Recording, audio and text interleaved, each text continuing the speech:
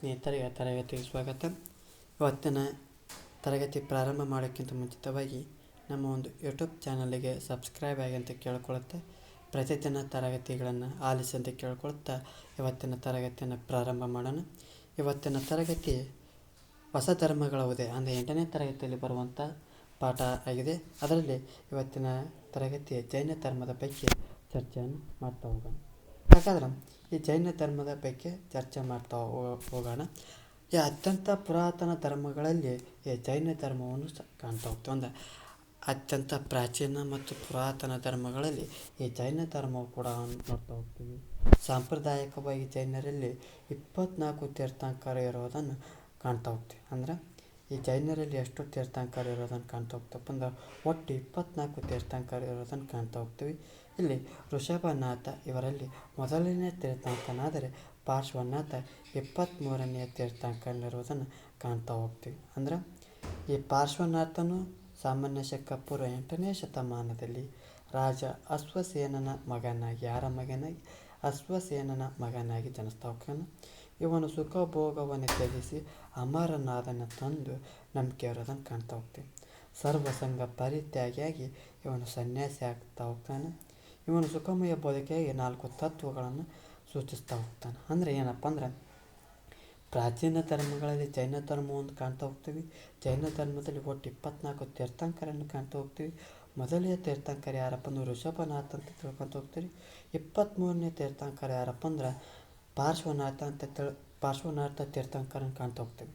ಈ ಸಾಮಾನ್ಯ ಶಕ ಪೂರ್ವ 8ನೇ ಶತಮಾನದಲ್ಲಿ ರಾಜ ಅಶ್ವಸೇನನ ಮಗನಾಗಿ ಪಾರ್ಶ್ವನಾಥ ಜನಿಸ್ತಾ ಹೋಗ್ತಾನೆ. ಇವನು ಸುಖಭೋಗವನ್ನು ಅಥವಾ ರಾಜ ವೈಭವವನ್ನು ತ್ಯಜಿಸಿ ಅಮರನಾಗ್ತಾನೆ ಅನ್ನೋದು ನಂಬಿಕೆ ಇರೋದನ್ನು ಕಾಣ್ತಾ ಹೋಗ್ತೀವಿ. ಸನ್ಯಾಸಿಯಾಗಿ ಅವನು ಒಂದು ಸುಖಮಯ ಬದುಕಾಗಿ ಸುಖದಿಂದ ಜೀವನವನ್ನು ನಡೆಸಲು ಏನು ಮಾಡ್ತಾ ಹೋಗ್ತಾನಪ್ಪ ಅಂದ್ರೆ 4 ತತ್ವಗಳನ್ನು ನೀಡ್ತಾ ಹೋಗ್ತಾನೆ. ಅವು 4 ತತ್ವಗಳು ಯಾವುದನ್ನು ನೋಡೋದಾದರೆ ಆ ಪಾರ್ಶ್ವನಾಥನು ಬೋಧಿಸಿದಂಥ 4 ತತ್ವಗಳು ಯಾವಪ್ಪ ಅಂದ್ರೆ ಒಂದೇದು ಅಹಿಂಸೆ, ಹಿಂಸೆಯನ್ನು ಮಾಡಬಾರ್ದಂತ ಹೇಳ್ತಾ ಹೋಗ್ತಾನೆ. ಸತ್ಯ, ಸುಳ್ಳುಗಳು ಹೇಳಬಾರ್ದಂತ, ಯಾವತ್ತು ಸತ್ಯದಿಂದ ಇರಬೇಕಂತ ಹೇಳೋದನ್ನು ನೋಡ್ತಾ ಹೋಗ್ತಾನೆ.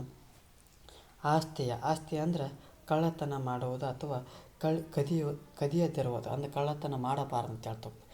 ಅಂದರೆ ಬೇರೆಯವರ ವಸ್ತುಗಳನ್ನು ಕಳ್ಳತನ ಮಾಡಬಾರದು ಅಂತ ಹೇಳುವುದನ್ನು ಆಸ್ತಿ ಅಂತ ಹೇಳ್ತಾ ಹೋಗ್ತಾರೆ. ಅಪರಿಗ್ರಹ ಅಂದರೆ ಆಸ್ತಿಯನ್ನು ಹೊಂದದಿರುವುದು. ಅಪರಿಗ್ರಹ ಅಂದರೆ ಮಿತಿ ಮೀರಿದ ಅಂಥ ಆಸ್ತಿಯನ್ನು ಹೊಂದಬಾರ್ದಂತಂದು 4 ತತ್ವಗಳನ್ನು ಹೇಳ್ತಾ ಹೋಗ್ತಾರೆ. ಯಾರಪ್ಪ ಅಂದ್ರೆ ಪಾರ್ಶ್ವನಾಥನು 4 ತತ್ವಗಳಿಗೆ ಹೇಳ್ತಾ ಹೋಗ್ತಾವೆ. ಒಂದೇದು ಅಹಿಂಸೆ, ಸತ್ಯ, ಆಸ್ತೆಯ, ಅಪರಿಗ್ರಹವನ್ನು ನೋಡ್ತಾ ಹೋಗ್ತೀವಿ. ಜೊತೆಗೆ ಇಲ್ಲಿ 5ನೇ ಒಂದು ತತ್ವವನ್ನು ನೋಡ್ತಾ ಹೋಗ್ತೀವಿ, ಬ್ರಹ್ಮಚರ್ಯವನ್ನು ನೋಡ್ತಾ ಹೋಗ್ತೀವಿ. ಇದನ್ನು ಯಾರು ಬೋಧಿಸ್ತಾ ಹೋಗ್ತಾರಪ್ಪ ಅಂದ್ರೆ ವರ್ತಮಾನನು ಬೋಧಿಸ್ತಾ ಹೋಗ್ತಾರೆ. ಅಂದರೆ 24ನೇ ತೀರ್ಥಂಕರ ಯಾರಪ್ಪ ಅಂದ್ರೆ ವರ್ತಮಾನ ಮಹಾವೀರನನ್ನು ಕಾಣ್ತಾ ಹೋಗ್ತೀವಿ. ತದನಂತರದಲ್ಲಿ ನೋಡ್ತಾ ಹೋಗೋಣ ವರ್ತಮಾನ ಮಹಾವೀರನ ಬಗ್ಗೆ ಚರ್ಚೆ ಮಾಡ್ತಾ ಹೋಗೋಣ.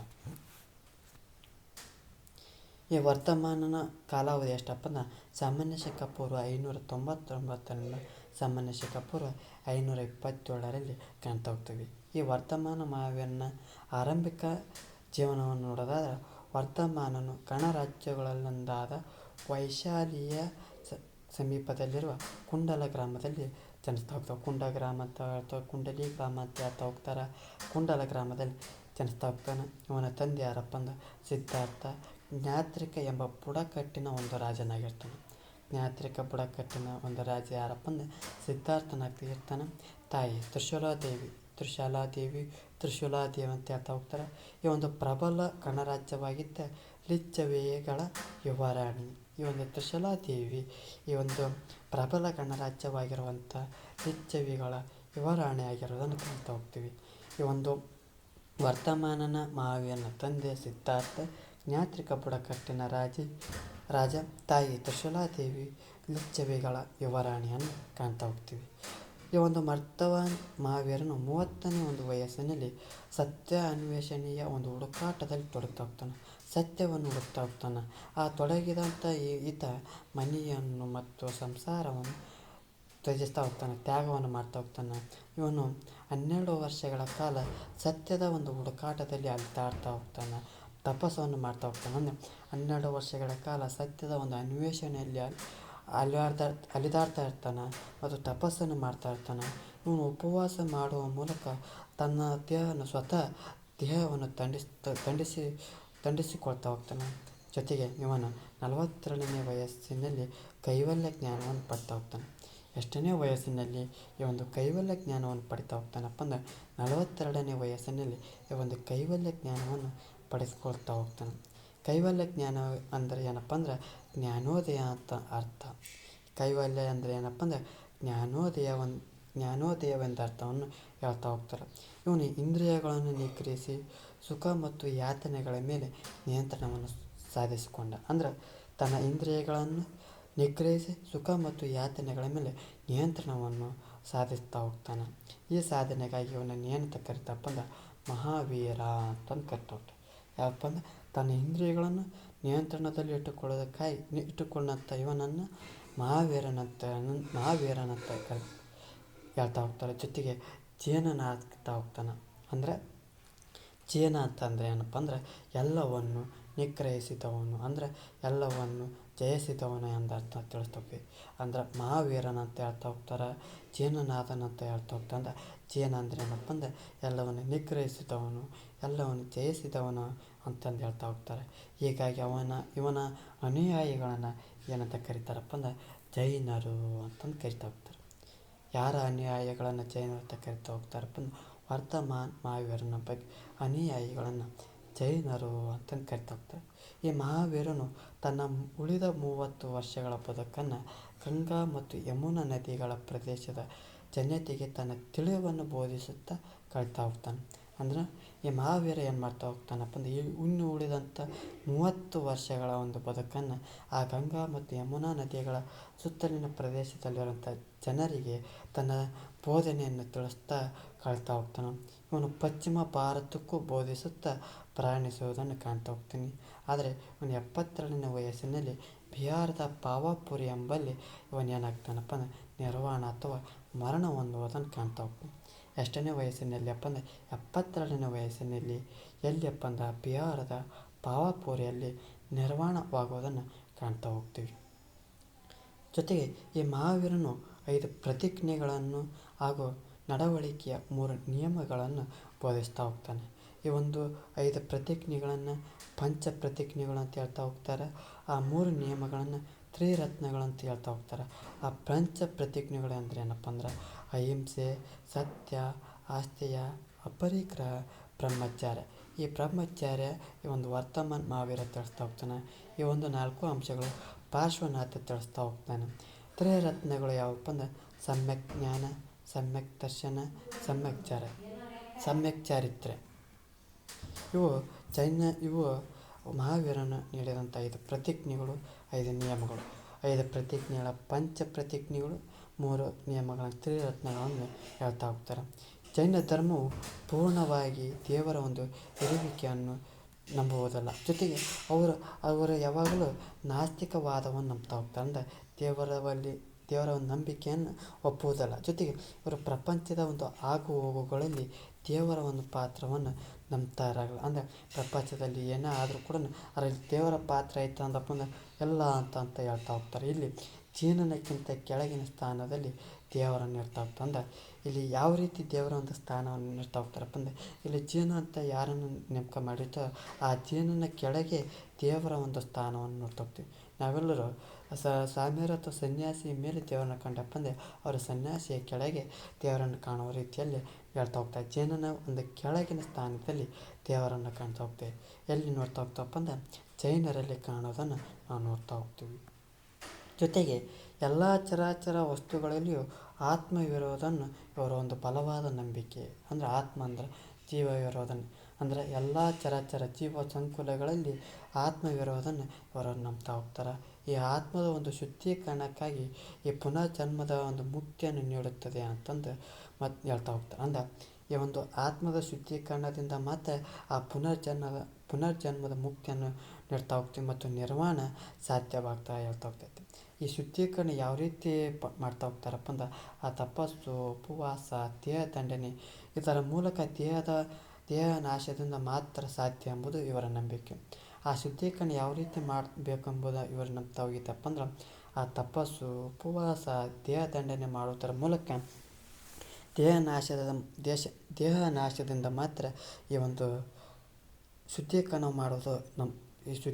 ಮಾಡೋದು ನಂಬಿಕೆಯನ್ನು ಒಳಗೊಂಡಿರ್ತಾರೆ. ಇದನ್ನು ಏನಂತ ಕರಿತಾರಪ್ಪ ಅಂದ್ರೆ ಸಲ್ಲೇಖನ ರಥ ಅಂತ ಕರಿತಾರೆ. ಒಂದು ಸಲ್ಲೇಖನ ರಥ ಈ ಒಂದು ಮೌರ್ಯರ ಒಂದು ಸಾಮ್ರಾಜ್ಯದಲ್ಲಿ ಚಂದ್ರಗುಪ್ತ ಮೌರ್ಯನು ಈ ಶ್ರವಣ ಬೆಳಗೊಳದಲ್ಲಿ ಈ ಒಂದು ಸಲ್ಲೇಖನ ರಥವನ್ನು ಆಚರಿಸಿ ಮರಣವನ್ನು ಹೊಂದ್ತಾ ಹೋಗ್ತಾನೆ. ಅಂದರೆ ಬರಬರ್ತಾ ಮೊನ್ನೆದು ಉಪವಾಸ ಬಿಡ್ತಾ ಹೋದು ತಪಸ್ಸು ಮಾಡ್ತಾ ಉಪವಾಸ ದೇಹದಂಡನೆ ಮಾಡ್ತಾ ಆ ಒಂದು ಕೊನೆಯ ಉಸಿರನ್ನು ಹೇಳುವುದನ್ನು ಸಲ್ಲೇಖನ ರಥ ಅಂತ ಹೇಳ್ತಾವೆ. ಈ ಸಲ್ಲೇಖನ ರಥವು ಜೈನರಲ್ಲಿ ಪ್ರಮುಖವಾದಂಥ ರಥ ಅಂತ ಹೇಳ್ತಾ ಹೋಗ್ತೀವಿ. ಜೊತೆಗೆ ಈ ಕರ್ಮ ಫಲದ ಮೇಲಿನ ನಂಬಿಕೆಯೇ ಜೈನರ ಒಂದು ಬಹುಮುಖ್ಯ ಆಯಾಮ. ಅಂದರೆ ತಾವು ಮಾಡಿದಂಥ ಕೆಲಸದ ಮೇಲೆ ಅವರ ನಂಬಿಕೆ ಇರೋದನ್ನು ಕಾಣ್ತಾ ಹೋಗ್ತೀವಿ. ಈ ಧರ್ಮದ ಪ್ರಕಾರ ಉತ್ತಮ ಮತ್ತು ಪುಣ್ಯ ಕಾರ್ಯಗಳ ಮೂಲಕ ವಿಮೋಚನೆಯನ್ನು ಪಡ್ತಾ ಹೋಗ್ಬೋದು. ಅಂದರೆ ಈ ಒಂದು ಧರ್ಮದ ಪ್ರಕಾರ, ಯಾವ ಧರ್ಮದ ಪ್ರಕಾರ? ಆ ಜೈನ ಧರ್ಮದ ಪ್ರಕಾರ ಉತ್ತಮ ಮತ್ತು ಪುಣ್ಯ ಕಾರ್ಯಗಳ ಮೂಲಕ ವಿಮೋಚನೆಯನ್ನು, ಮುಕ್ತಿಯನ್ನು ಪಡೆಯಬಹುದು ಅನ್ನೋದನ್ನು ಇವರು ಬಲವಾದಂಥ ನಂಬಿಕೆಯನ್ನು ಇಟ್ಕೊಳ್ತಾ ಹೋಗ್ತಾರೆ. ಈ ಕೈವಲ್ಯ ಜ್ಞಾನವನ್ನು ಪಡೆಯಲು ದೇಹದ ಬಂಧನದಿಂದ ಆತ್ಮವು ವಿಮುಕ್ತವಾಗಬೇಕು ಅಂತಂದು ಹೇಳ್ತಾ ಹೋಗ್ತಾರೆ. ಆ ಕೈವಲ್ಯ ಜ್ಞಾನವನ್ನು ಅಂದರೆ ಜ್ಞಾನೋದಯ ಪಡಿಬೇಕಪ್ಪ ಅಂದ್ರೆ ಆ ದೇಹದ ಒಂದು ಬಂಧನದಿಂದ ಆತ್ಮವು ಏನಾಗಿರ್ಬೇಕಪ್ಪ ಅಂದ್ರೆ ಮುಕ್ತವಾಗಿರಬೇಕು ಅನ್ನೋದನ್ನು ಈ ಒಂದು ಧರ್ಮವು ಹೇಳ್ತಾ ಹೋಗ್ತದೆ. ಜೊತೆಗೆ ಸಾಂಪ್ರದಾಯಿಕವಾಗಿ ಜೈನರಲ್ಲಿ 2 ಪಂಗಡಗಳು, 2 ಪಂಥಗಳನ್ನು ನೋಡ್ತಾ ಹೋಗ್ತೀವಿ. ಅವು ಯಾವಪ್ಪ ಅಂದ್ರೆ ಶ್ವೇತಾಂಬರವನ್ನು ನೋಡ್ತಾ ಹೋಗ್ತೀವಿ, ದಿಗಂಬರವನ್ನು ನೋಡ್ತಾ ಹೋಗ್ತೀವಿ. ಜೈನರಲ್ಲಿ 2 ಪಂಥಗಳನ್ನು ನೋಡ್ತಾ ಹೋಗ್ತೀವಿ, ಶ್ವೇತಾಂಬರ, ದಿಗಂಬರ ಅಂತ ನೋಡ್ತಾ ಹೋಗ್ತೀವಿ. ಈ ಬಿಳಿಯ ಉಡುಪು ಧರಿಸಿದಂಥ ಜೈನ ಮುನಿಗಳನ್ನು ಹಾಗೂ ಅವರ ಅನುಯಾಯಿಗಳನ್ನು ಶ್ವೇತಾಂಬರರು ಅಂತ ಕರಿತಾ ಹೋಗ್ತೀವಿ. ಶ್ವೇತ ಅಂದರೆ ಬಿಳಿಯ ಬಣ್ಣ ಅಂತ ಹೇಳ್ತಾ ಹೋಗ್ತೀವಿ. ಈ ಬಿಳಿಯ ಉಡುಪು ಧರಿಸಿದಂಥ ಜೈನ ಮುನಿಗಳನ್ನು ಮತ್ತು ಅವರ ಅನುಯಾಯಿಗಳನ್ನು ಅಂತ ಕರಿತಾರಪ್ಪ ಅಂದರೆ ಶ್ವೇತಾಂಬರರು ಅಂತ ಕರಿತಾ ಹೋಗ್ತಾರೆ. ಈ ಉಡುಪನ್ನು ಧರಿಸದ ಒಂದು ಜೈನ ಮುನಿಗಳನ್ನು ಹಾಗೂ ಅವರ ಅನುಯಾಯಿಗಳನ್ನು ದಿಗಂಬರ ಪಂಥಕ್ಕೆ ಸೇರಿದವರೆಂದು ಪರಿಗಣನೆ ಮಾಡ್ತಾ ಹೋಗ್ತಾರೆ. ಅಂದ್ರೆ ಆ ಬಿಳಿಯ ಉಡುಪು ಧರಿಸಿದಂಥ ಜೈನ ಮುನಿಗಳನ್ನು ಶ್ವೇತಾಂಬರರು, ಆ ಉಡುಪನ್ನು ಧರಿಸದಂಥ ಜೈನ ಮುನಿಗಳನ್ನು ದಿಗಂಬರರು ಅಂತ ಕರಿತಾ ಹೋಗ್ತಾರೆ. ಈ ಒಂದು ಮೊದಲ ಜೈನ ಸಮಾವೇಶದ ನಂತರ ಆ ಮಹಾವೀರನ ವಿಚಾರಗಳನ್ನು 12 ಗ್ರಂಥಗಳಲ್ಲಿ ಸಂಗ್ರಹ ಮಾಡ್ತಾ ಹೋಗ್ತಾರೆ. ಹಾಗಾಗಿ ಇವುಗಳನ್ನು ಜೈನರು 12 ಅಂಗಗಳು ಅಂತಂದು ಕರಿತಾ ಹೋಗ್ತಾರೆ. ಯಾರ ಒಂದು ವಿಚಾರಗಳನ್ನು 12 ಅಂಗಗಳಲ್ಲಿ ಸಂಗ್ರಹಿಸಲಾಗಿದೆ ಅಂದರೆ ಮಹಾವೀರನ ಒಂದು ವಿಚಾರಗಳನ್ನು ಈ ಒಂದು 12 ಅಂಗಗಳಲ್ಲಿ ಸಂಗ್ರಹಿಸಲಾಗಿದೆ. ಈ ಒಂದು 12 ಅಂಗಗಳು ಯಾವ ಭಾಷೆಯಲ್ಲಿ ಇರೋದನ್ನು ಕಾಣ್ತಾ ಹೋಗ್ತಾವಪ್ಪ ಅಂದ್ರೆ ಪ್ರಾಕೃತ ಭಾಷೆಯಲ್ಲಿ ಇರೋದನ್ನು ಕಾಣ್ತಾ ಹೋಗ್ತೀವಿ. ಜೊತೆಗೆ ಬಹಳ ಹಿಂದೆ ಜೈನರ ಒಂದು ಗುಂಪು ಬಿಹಾರದ ಒಂದು ಕ್ಷಾಮ ಹರಡಿದಂಥ ಸಂದರ್ಭದಲ್ಲಿ ಆ ದಕ್ಷಿಣಕ್ಕೆ ಬಂದು ದಕ್ಷಿಣದಲ್ಲಿ ಎಲ್ಲಿಯಪ್ಪ ಅಂದ್ರೆ ಆ ಶ್ರವಣ ಬೆಳಗೊಳದಲ್ಲಿ ನೆಲೆಸ್ತಾ ಹೋಗ್ತಾರೆ. ಹೀಗೆ ದಕ್ಷಿಣ ಭಾರತದಲ್ಲೂ ಕೂಡ ಜೈನ ಧರ್ಮದ ಒಂದು ಪ್ರಚಾರವನ್ನು ಮಾಡ್ತಾ ಹೋಗ್ತಾರೆ. ಇದರಿಂದ ಅಪಾರವಾದಂಥ ಗ್ರಂಥಗಳು ಕನ್ನಡ, ತೆಲುಗು, ತಮಿಳು ಭಾಷೆಗಳ ರಚನೆ ಆಗ್ತಾ ಹೋಗ್ತೀವಿ. ಈ ಒಂದು ಕನ್ನಡ ಒಂದು ಹಳೆಗನ್ನಡ, ಪೂರ್ವ ಹಳೆಗನ್ನಡ, ನಡುಗನ್ನಡದಲ್ಲಿ ಅನೇಕ ಕವಿಗಳನ್ನು ನೋಡ್ತಾ ಹೋಗ್ತೀವಿ. ಅವೆಲ್ಲ ಕವಿಗಳು ಯಾವ ಧರ್ಮದವರನ್ನು ಕಾಣ್ತಾ ಹೋಗ್ತವಪ್ಪ ಅಂದ್ರೆ ಜೈನ ಧರ್ಮದವನ್ನ ಕಾಣ್ತಾ ಹೋಗ್ತೀವಿ. ಆದಿಕವಿ ಅಂತ ಕರಿತಾ ಹೋಗ್ತೀವಿ. ಪಂಪನನ್ನು ನೋಡ್ತಾ ಹೋಗ್ತೀವಿ. ರನ್ನ, ಪೊನ್ನ, ಜನ ಇವರೆಲ್ಲರೂ ಜೈನ ಧರ್ಮದಲ್ಲಿರುವಂಥ ಕನ್ನಡದ ಸುಪ್ರಸಿದ್ಧ ಕವಿಗಳು ಇರೋದನ್ನು ಕಾಣ್ತಾ ಹೋಗ್ತೀವಿ. ಜೊತೆಗೆ ಈ ಒಂದು ಇಲ್ಲಿಯವರೆಗೆ ನಾವೇನು ಚರ್ಚೆ ಮಾಡಿದಪ್ಪ ಅಂದ್ರೆ ಜೈನ ಧರ್ಮದಲ್ಲಿರುವಂಥ ವರ್ತಮಾನ ಮಹಾವೀರನ ಬಗ್ಗೆ ಮತ್ತು ಅವನ ಬೋಧನೆಗಳ ಬಗ್ಗೆ ಮತ್ತು ಅವರ ಜೈನ ಧರ್ಮದ ಪಂಥಗಳ ಬಗ್ಗೆ ಚರ್ಚೆ ಮಾಡ್ತಾ ಹೋಗಿದ್ವಿ. ಈ ಒಂದು ತರಗತಿ ನಿಮಗೆ ಇಷ್ಟ ಆಗಿತ್ತಪ್ಪ ಅಂದರೆ ನಮ್ಮ ಒಂದು ಯೂಟ್ಯೂಬ್ ಚಾನಲಿಗೆ ಸಬ್ಸ್ಕ್ರೈಬ್ ಆಗಿ ಅಂತ ಕೇಳ್ಕೊಳುತ್ತಾ, ಈ ಒಂದು ತರಗತಿ ಇಷ್ಟ ಆಗಿದ್ದರೆ ಖಂಡಿತವಾಗಿ ಲೈಕ್ ಮಾಡಿ, ಇಷ್ಟವಾಗಿಲ್ಲದಿದ್ದರೆ ಡಿಸ್ಲೈಕ್ ಮಾಡಿ ಅಂತ ಕೇಳಿಕೊಳ್ಳುತ್ತಾ, ಈ ಒಂದು ತರಗತಿಯಲ್ಲಿ ಏನಾದರೂ ದೋಷಗಳು ಮತ್ತು ನಿಮ್ಮ ಒಂದು ಪ್ರಶ್ನೆಗಳಿದ್ದರೆ ಕಮೆಂಟ್ ಮಾಡಿ ಅಂತ ಕೇಳ್ಕೊಳುತ್ತಾ, ಈ ಒಂದು ತರಗತಿ ಉಪಯೋಗವಿದ್ದರೆ ಶೇರ್ ಮಾಡಿ ಅಂತ ಕೇಳಿಕೊಳ್ಳುತ್ತಾ, ಇಲ್ಲಿಯವರೆಗೂ ಆಲಿಸಿದಂಥ ನನ್ನೆಲ್ಲ ಸ್ನೇಹಿತರಿಗೆ ಧನ್ಯವಾದಗಳನ್ನು ತಿಳಿಸುತ್ತಾ ಮುಂದಿನ ಒಂದು ತರಗತಿಯಲ್ಲಿ ಸಿಗೋಣ.